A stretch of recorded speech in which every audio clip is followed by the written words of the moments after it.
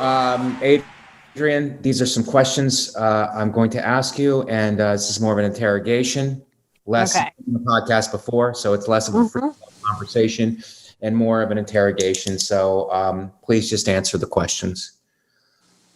Would you have sex for the vaccine? Would I have sex for the vaccine? For the vaccine. No. Do you think that women will use their vaginas to jump to the front of the line? Yes. Okay. Do you care to elaborate on any of that? I think if you can use sexuality in any way, people do it. Even men will do it too. Being an edge. Yeah, I think men will do it too. I don't think it's just limited to women. Right. Anybody who's sexy will do that. Anyone who thinks they have sex appeal. Well, it's a state of mind. If you think you have sex appeal, you have sex appeal. Like this podcast is very, very sexual. And that's true. If podcasts were being vaccinated, we would be put to the front of the line because of the sexuality of this podcast. I believe that to be true. Have you been moist the entire time on this podcast from me and Shannon? Question to you. Yes, but it's mostly because I sneezed before and peed all over myself. And you weren't worried about spreading the tiny vapors? No. Okay. All right. I knew that was the reason that you were sitting in that chair, because of if they're tiny vapors, you could wipe it down and it wouldn't get, I don't know if you were watching, Adrienne. The Boy Scouts of America have been molested. There's been a lot of commercials about law firms looking for Boy Scouts who've been molested. First of all, were you aware that the Boy Scouts were being molested at this rate? I'm a little upset because the Girl Scouts have also been molested and we're nowhere to be found with our claims. I was a Girl Scout for many years. That's just my question, Adrienne. The Boy Scouts have been molested. There's been no call for the Girl Scouts. Girl Scouts seen that have been molested, but the Boy Scouts have been molested, and the Girl Scouts respond by selling cookies. That's how we get molested. How do you think we get people to buy them? We have to let them finger us for an hour. Well, I don't think that I haven't heard any claims of Girl Scouts. Right here. You're a Girl Scout who's been molested? You're the one Girl Scout? I was a Girl Scout. There's lots of us. We have our own group. Oh, you guys stay in touch on Facebook? Facebook, Twitter, we're everywhere. Are you still making money from the cookies? No. Because, I resent kind of being sold Girl Scout cookies, because it's like a girl selling me cookies, and she's going to grow up into a beautiful woman. And if I keep eating those cookies, I'm going to be an old fat man, and she's setting me up for rejection. How do you feel about what you just said? Have you ever reached out to any? First of all, you're not fat and you're attractive, so I would be curious to see if you've actually reached out to any of these Girl Scouts that are now of age and ask if they'd be willing to go out on a date with you. Although you are taken, so. Adrienne, I'm very sexy. No one will dispute that on this podcast. That's very true. The business model is, I'm going to sell men these cookies. They're going to get fatter and older, and I'm going to grow into a beautiful, hot young woman, and then I will reject them. Your thoughts? I don't think the Girl Scouts are actually thinking that far ahead, but you do bring up a good point. Mm-hmm. And I think that should be brought up the next Girl Scout meeting, along with our claims of sexual abuse.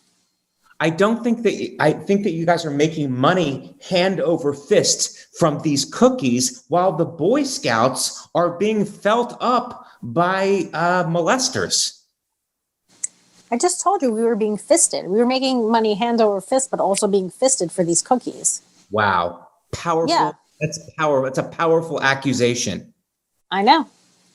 And I brought it here to break the story on your podcast. Thank you for We've been disrespected for too long. And this is no disrespect. I know. No disrespect to say that you've been disrespected for too long, and it plays into our hands perfectly. Adrienne. Yes. Talk to me about this new British strain of COVID-19. Yes. Could the royal family step in and stop it? Well, maybe that's why didn't the prince and his wife leave? Maybe they knew it was coming. Is that why? Possibly. you think this strain is more deadly because it's on the wrong side of the cell, much of like the way they drive? That's a good point. I don't know much about it. I just know that Cuomo made everyone who got off, I think, at JFK from the UK, they had to get tested. So I think if they have it, British people, what if it only affects people who recognize a queen? I don't know. Then there's so many factors in breaking that down. How will we even know? Do you think it could be that? If you're susceptible to believing in a queen, then you're susceptible to this strain. I don't know. People, I would say virus. This strain may already be here. And, people have been coming in from the UK for probably months. So that strain already is probably here. Yeah. But it would be great if it didn't affect us, because it would be amazing if it didn't affect us. It would be amazing. Because we split from them. Yeah. We did split from them. And now they're trying to take control back over us, and I reject it. Do you think that's true? Do you think they're trying to show us up? Like in terms Maybe. We are struggling with the pandemic and they're like, oh, we have another strain. We have a better strain. It's like, you guys are going to wish you never left us. That's what they're saying. Spotlight off of us. That's how they do it there. I know. It's another British bake-off. I just hope that their strain of COVID doesn't come with that dumb accent. Do you think their strain of COVID is more condescending? Absolutely. I think so too. But it's what makes their super nanny work, She comes over, umbrella, Mary Poppins type feel, talks down to our children and gets them to listen. It's amazing. I kind of dig that. Adrienne? Yes. Masturbation on Zoom. Talk to me about it. Are these people who accidentally masturbate on Zoom, should they be demonized, or is it freedom of expression? You mean the people that show up at a business meeting and do it? Show up on a business meeting and they're talking business, perfectly competent, but then they go on a break and accidentally leave the video on, tug one out, get back to the meeting, business as usual. So you're saying those, but the people that aren't seeing it, or the people that are seeing it? The people are seeing it. I don't have many Zoom meetings because, we're comics. But If I was on a Zoom meeting for work and I worked in this office where there was 20 of us on a Zoom meeting, I would like nothing more than someone to start jerking off, to just break it up. It's kind of like the fire drill. You know how like in the middle of the day, you just be doing work and there's a fire drill and you're like, this is great. This is going to take 20, 30 minutes. Right. That's the equivalent, I think, of jerking off on a Zoom meeting now. It's just kind of like the fire drill, breaking up the meeting. Do you welcome it? I would welcome it. And you wouldn't fire the person. You would say, hey, that was a sweet tug, and let's get back to business. I think in front of everyone, I'd have to say that was not the best time to do this. But then off camera, I'd say that made me laugh pretty hard. Okay. So you chastise them in front of the bigger group. If I was the boss, I'd have to. Right.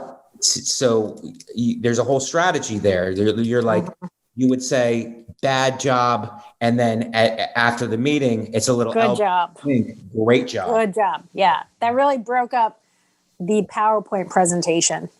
Do you think because we're all going to have to do self-tape auditions in the future. And even now we're doing self-tape auditions. Let's say you get an audition, it's like 15 pages. You're like, there's no way I can do this for the next day, but I still want to send something in. Do you think a masturbation video in that situation would give you the best shot at the role? Hey, this is not what you're looking for, but, and then you could justify it, be like, this is what my character would do. Your thoughts? I think it depends on who's seeing the tape. I did hear years ago that Chelsea Handler sent an audition tape in to a comedy club and she ended it by getting fucked from behind. Now, I don't know if there's truth to that or not, but I think she did get booked. And I think you got to keep that in mind when you're sending these auditions in. How do you stick out? Well, yeah, stick out is a great word to use, a great phrase. And it's like, what my character would do. You know what I mean? It's what They my tell you to improvise. yes. So I would say it depends on the role and what you're going for. You're definitely going to stand out. Yes, and if there's no hope anyway, it's like, oh, I could just do this. It's like, wow, this is a different take. Actors have to make choices. Yes. I think that would be a very Johnny Depp move. You know, he adds a lot of specific things to his characters that make him stand out. And if you could make that work with the role, I say do it. Okay, bold choice. I expect nothing less from you. You're raised Catholic, am I correct? Yes. Okay. Nativity scenes. How can we change them? How can we change them to like give them some more life and make them more relatable to people today? Make everyone hot. Hot Mary should be hotter. Right. Jesus should be Right. hotter. Okay. I also think Jesus should be adult Jesus in the nativity scene and not baby Jesus. Adult, should he still be in a manger? He should be probably in a twin size bed. Should he? Here's a thought. Let me just workshop of what you said. Jesus, Okay. life-size 30-year-old Jesus in a manger, feet hanging out the side, like That's kind of fun. manger. That's kind of fun. Is that I kind of like that. parallel? Like I don't fit in this world. I'm too big for this world. Talk to me about Hot Mary. What's her motive? Mary's got to be hot. Joseph's got to be hot. Mhm. The three kings got to be hot. Everyone's just got to be hot, like they're going to be in a TikTok video. Can I give you my idea for an updated nativity scene? Absolutely. Okay, it's the baby Jesus and Mary and Joseph and the wise men are around the baby Jesus. But instead of facing the baby Jesus, they're all turned away from the baby Jesus in different directions, and they're all on their phones. Relatable. Very relatable. But they also have to be. We had this baby before this phone got updated. And now I'm on my apps. So I had the baby, but the baby I gave the baby a phone, and now I'm on my phone and everybody's doing their own thing. I would also like to add to that maybe Asian Mary and Asian Joseph and Asian baby Jesus. Let's just make it a little more versatile where other ethnicities can get on board. What about an Asian Joseph and then an Indian Mary? And Love then, it. Yeah. Okay. So like make it more diversity. Because I think the three kings are pretty diverse, but I'd like to see everyone diverse. A black Mary, a black Joseph. Make it everyone just mixed in. Right. Because why are they all white? Well, yeah, because Jesus, if he's from Israel, would be tan anyway. Don't they say Jesus is pretty dark because he's from Israel and he'd be tan, like Palestinian almost? There's been all kinds of speculation if Jesus is white or what kind of shade he was. But you've solved that problem because now we have a multi-ethnic nativity scene. Maybe black Jesus, Asian Mary, and Indian Joseph. How about Joseph yelling at Mary? Like he's like this, you know? I love it. You know? And she's just ignoring him on her phone because she's on a video. That's a scene. Now that's a nativity scene. It is. What are the three kings doing? Maybe jerking off. Maybe they could be doing that. Let's make it less blue. Maybe they're gambling. One could be a gambler, one could be an alcoholic, and one could be doing heroin. Okay, the vices. I mean, now that's a scene. I drive by these vices. I'm going to get out. Mary, now I'm stopping. And I'm also telling people you got to check out the Vices, Hot Mary, Black Jesus nativity scene. We've really made some progress. And I think somebody is going to steal our idea and make $1 billion next Christmas. Everyone's going to steal our idea because right now we should be trademarking this. I don't even know how we do that. Get an intellectual property lawyer on the phone. Right. Tell them this is our idea. Let's throw some cute puppies in there also. Everyone loves a cute puppy. Okay. What other animals were there? Lambs or something? Yeah, lambs or something. Let's get some other cute animals in there. If you can't get a lamb, I'll plug in a goat. People aren't going to know the difference. I'd say go all Rottweiler, First of all, a Rottweiler is the best protection. No one's getting near that nativity scene.